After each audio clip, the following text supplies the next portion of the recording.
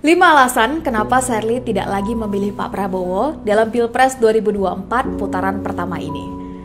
Video kali ini memang lumayan panjang, teman-teman. Tapi ada baiknya teman-teman Sherly di sini menontonnya sampai akhir demi menghindari kesalahpahaman.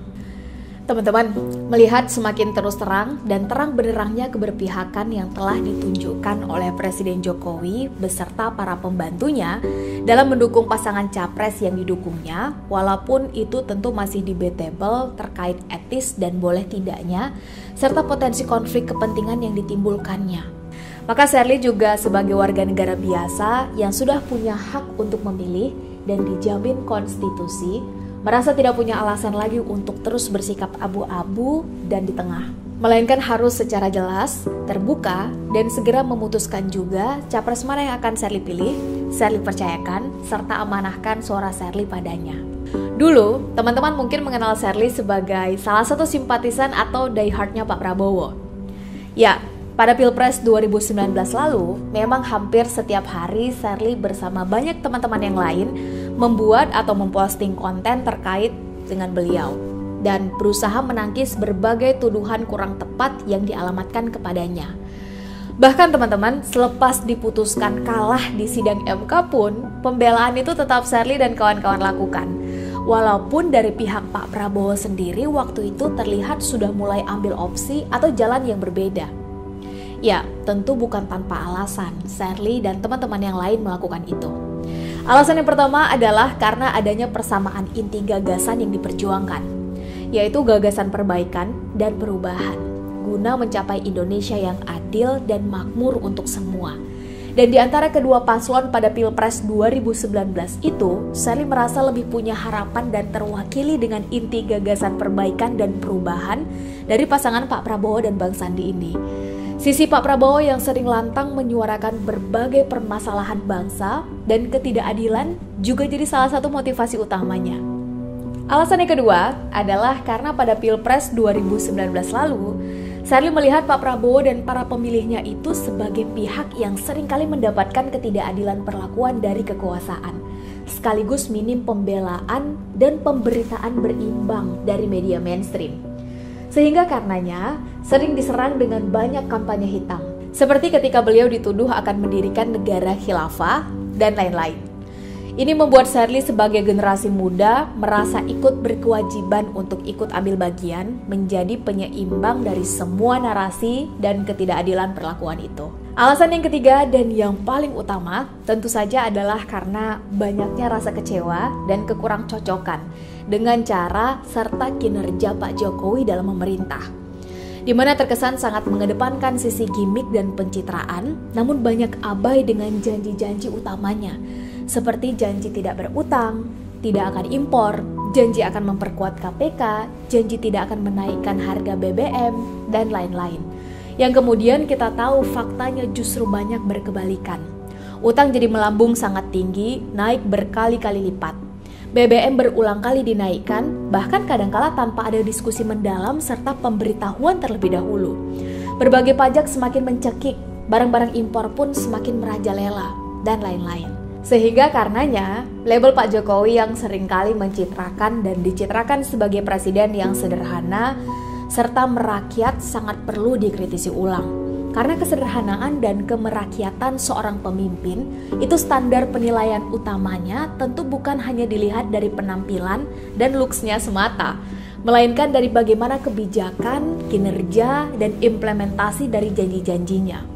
Kalau hanya melihat dari penampilan atau looks-nya semata, maka tentu banyak di antara kita, kenalan kita, saudara, atau bahkan diri kita sendiri yang mungkin saja memiliki wajah dan penampilan yang jauh lebih sederhana dan merakyat daripada Pak Jokowi.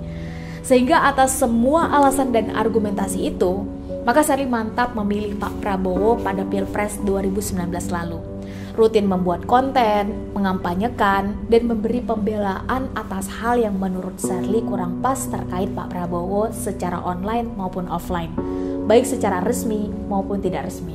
Walaupun tentu saja efeknya Sherly banyak dibully, dicaci dengan kata-kata kasar, dijauhi, disalahpahami, dan lain-lain. Semua itu Sherly lakukan dengan tulus, tanpa pernah bertemu dengan beliau sekalipun, tanpa pernah diberi uang 1 rupiah pun, tujuannya murni untuk ikut serta memperjuangkan hak anak bangsa yang sedang berada pada posisi terzalimi dan demi melihat harapan Indonesia yang lebih baik ke depan. Nah, berikut adalah cuplikan dari beberapa momen yang masih tersisa. Teman-teman, saat ini Serly sedang berada di depan Bawaslu Republik Indonesia pada hari Rabu tanggal 22 Mei 2019 bersama teman-teman dari seluruh Indonesia, dari berbagai kalangan, dari berbagai lapisan masyarakat. Mereka saat ini sedang memperjuangkan hak demokrasinya secara konstitusional. Jadi contoh, Mas, Kita berbicara sekarang tentang bangsa dan negara. Kita berbicara tentang kondisi masyarakat Indonesia. saya mau katakan yang sudah dilakukan oleh Bang Sandi ini apa, Mbak? Adalah Yang sudah dilakukan sama Bang Sandi. kondisi anak-anak muda yang baru mau lanjut S1, yang sudah lanjut S1, mau lanjut S2 atau melanjutkan pekerjaan. Mana sekarang lapangan pekerjaan? Banyak S1 yang nganggur. Justru Itu yang bisa saya katakan. aja lah. Teman-teman, suara kita menentu dalam pilpres ini.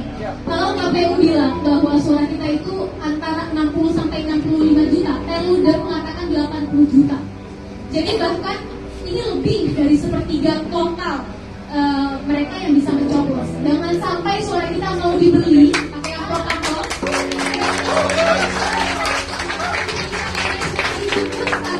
Suara kita besok dibilik itu akan menentukan 5, 10, 15 tahun ke depan.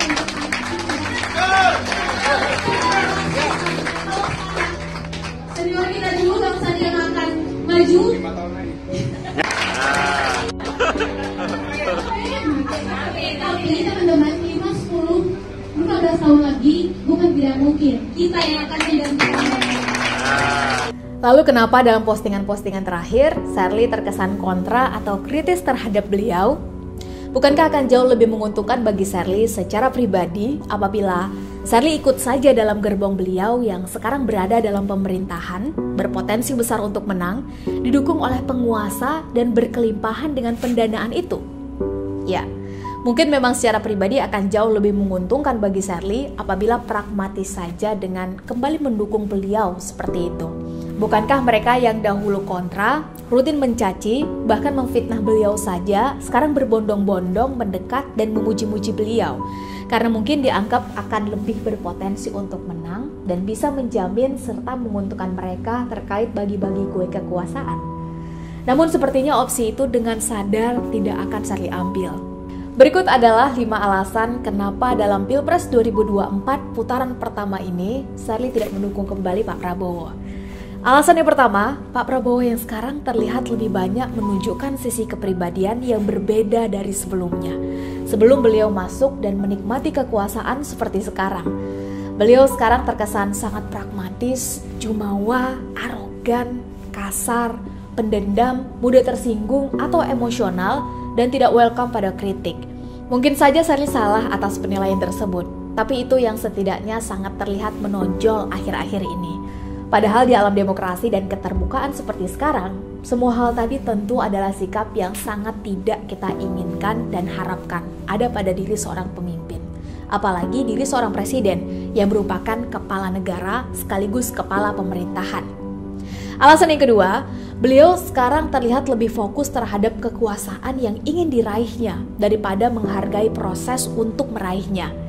Kalau dulu saja beliau bisa melarang atau meminta pendukungnya untuk tidak melanjutkan demo yang konstitusional di depan Bawaslu dengan alasan demi kebaikan dan harus menang secara moral yang tinggi, lalu kenapa sekarang beliau seolah tetap memaksakan diri meminang cawapresnya yang sudah terbukti secara jelas proses lolosnya divonis melanggar kode etik berat dan kental dengan nepotisme. Bahkan sang pemutusnya saja diberi sanksi diberhentikan secara tidak hormat dari jabatannya sebagai ketua MK. Bukankah sebagai negarawan harus setia pada prinsip tujuan tidak boleh menghalalkan segala cara?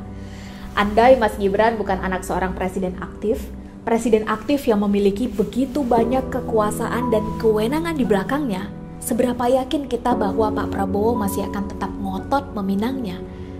Alasan yang ketiga, Pak Prabowo yang sekarang seperti kehilangan rasa percaya diri dan jati dirinya, sehingga terlihat jadi sangat bergantung pada Pak Jokowi. Ya, slogan dan ide besar yang dahulu selalu Pak Prabowo sampaikan, sekarang sudah terasa mulai banyak bertentangan dengan praktiknya. Slogan terkait kebocoran anggaran, keterbukaan, penguasaan ekonomi oleh asing, dan kemandirian bangsa yang dahulu sering kita dengar dari beliau, sekarang seolah berdiri dalam ruang hampa. Terganti dengan puja-puji berlebihan Pak Prabowo terhadap Pak Jokowi beserta ide dan kinerjanya. Berdamai dan berbaikan dengan lawan tentu diharuskan, tapi mendadak memuji berlebihan hal-hal prinsipil dan mendasar yang dahulu sering dikritisi tentu adalah hal yang berbeda. Bukankah pengabdian tertinggi itu seharusnya pada kebaikan dan kebenaran, bukan pada kekuasaan dan atasan? Alasan yang keempat, pasangan Pak Prabowo dan Mas Gibran seolah tidak memberikan harapan baru. Memilih Pak Prabowo dan Mas Gibran sekarang seolah hanya akan melahirkan fenomena Presiden Jokowi jilid ketiga saja. Sementara dengan 2 periode Presiden Jokowi saja, kita sudah merasa limbung. Apalagi jika seolah harus dilanjutkan dengan jilid ketiga, jilid keempat, dan seterusnya. Utang kita sekarang saja sudah di angka 8.000 triliun lebih, atau sekitar 28 juta rupiah apabila dibagi rata pada setiap penduduk Indonesia. Dan itu belum termasuk utang ribuan triliun berbagai BUMN.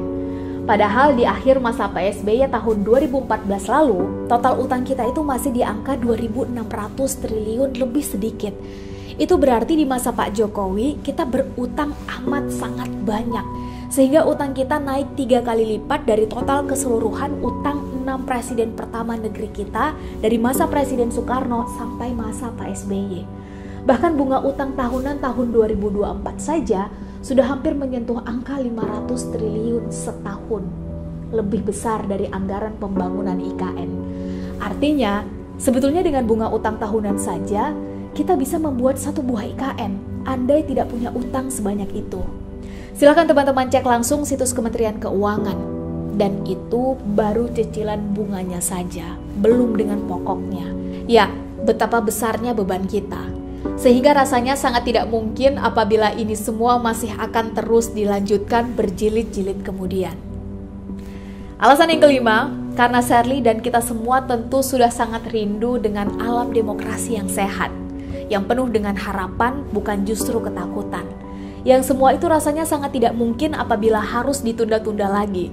Sudah sesak rasanya kita dengan berbagai ancaman terhadap kebebasan berpendapat yang semakin menjadi-jadi. Sudah sesak rasanya kita dengan aturan-aturan yang menguntungkan golongan elit tapi merugikan golongan ekonomi sulit. Hukum yang tumpul ke atas tapi tajam ke bawah, pendekatan represif dan kasar dalam menghadapi rakyat, pajak dan harga-harga yang terus naik, dan lain sebagainya. Ya, kita benar-benar butuh harapan yang baru, butuh udara kebebasan yang segar, dan butuh alam demokrasi yang sehat.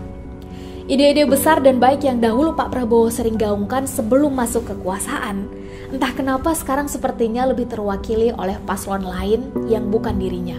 Sehingga dengan semua alasan dan pertimbangan tadi, maka Shirley memutuskan bahwa pada Pilpres 2024 putaran pertama ini tidak lagi memilih Pak Prabowo dan menjatuhkan pilihan pada paslon lain yang Shirley anggap lebih bisa mewakili ide-ide besar dan harapan baik akan bangsa ini ke depan. Dengan video penjelasan ini, Shirley berharap tidak ada lagi teman-teman simpatisan Pak Prabowo yang terus membuli dengan kata-kata kasar dan jorok lewat DM seperti yang terjadi sekarang. Kita dulu pernah sama-sama diperlakukan tidak menyenangkan seperti itu. Maka alangkah baiknya apabila kini kita tidak melakukan hal yang sama. Mari kita ingat bahwa kita dulu pernah berusaha membela dan memenangkan Pak Prabowo dengan cara-cara yang baik dan terhormat, serta dengan tegas menolak segala macam bentuk ketidakadilan, penyalahgunaan fasilitas negara, dan kelicikan. Jangan sampai sekarang melakukan cara yang dulu kita lawan dan tolak itu demi untuk membela dan memenangkannya. 14 Februari nanti harus jadi kemenangan kita semua, rakyat Indonesia. Terlepas dari apapun golongan dan status sosialnya. Bukan lagi jadi hari mereka-mereka yang selama ini abai dengan berbagai janji untuk mensejahterakan dan adil pada rakyatnya. Sekian video penjelasan ini Shirley sampaikan. Selamat menentukan pilihan untuk teman-teman semuanya. Indonesia harus kembali jaya. NKRI harga mati.